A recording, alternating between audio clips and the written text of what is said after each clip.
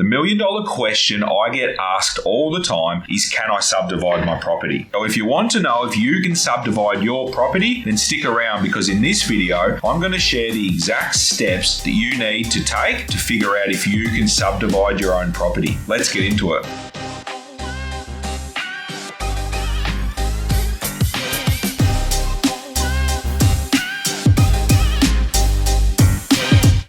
Hey guys, Peter Kelly here from Little Fish Property Developments. We help everyday landowners just like you maximise the value of their land through low-risk development projects. On this channel, we share everything you need to deliver successful projects time and time again. So if you aren't already, make sure you subscribe to the channel so you don't miss a thing. It's important to note that just because you can subdivide your property, it doesn't necessarily mean that you should. With that said, the focus of this video is on whether you can, not whether you should. Whether you can or not is going to depend on a number of factors, including your land size, if there is restrictive covenants on your title, neighbourhood precedents, and of course council and planning regulations such as overlays. First up, a good place to start is by looking for neighbourhood precedent and other recent and similar subdivision approvals in your immediate vicinity to your property. Genuine, relevant, and recent precedents would suggest that a similar outcome could be possible for your property. It's not a given, but it's a good start. Precedent should give you confidence moving into the next steps. Not to mention, if and when you submit your subdivision application, precedents could help it be looked upon more favourably. Next up, we need to look at zones and schedules. All subdivisions are governed by your local area's planning schemes, and all land is zoned for specific use. In Melbourne, land will typically fall under the general residential zone, the neighbourhood residential zone, the residential growth zone, or the low density residential zone. Each of these zones will then have schedules that apply to them. These schedules include further subdivision requirements that need to be adhered to. The general residential and neighbourhood residential zones are more common zones than you would find across Melbourne. Generally speaking, in these two zones, you will need less land to subdivide. The residential growth zone is a zone where growth is encouraged, meaning you have the ability to subdivide your block into smaller lots. And lastly, if your property is in the low density residential zone, you would require much larger blocks to subdivide, as a minimum permitted lot sizes will be much larger. Next, you need to consider overlays. You need to know if an overlay applies to your property. Overlays apply special controls over land, such as protecting heritage integrity, significant vegetation, and managing flood areas. Not all land has an overlay, and some land may be affected by multiple overlays. It's these overlays, along with residential zoning and relevant schedules, that will ultimately determine if in fact you can subdivide your property. And if you can, they will clearly outline your subdivision restrictions and requirements. Now I want to share how you can find the required information about your own property. A simple, fast and free way is to jump onto the VicPlan website, which I'll drop a link to in the description. A quick search will give you everything you are looking for, including planning zones, relevant schedules, and overlays if there are any. From here, it's a matter of rolling the sleeves up and sinking the teeth into the listed zone, schedule, and overlay information that comes back. As you can see up the top here, you can download, print, or export the information to consume it however you like. Soon enough, you should be able to determine the likelihood of successfully subdividing your property. Finally, what I've detailed in this video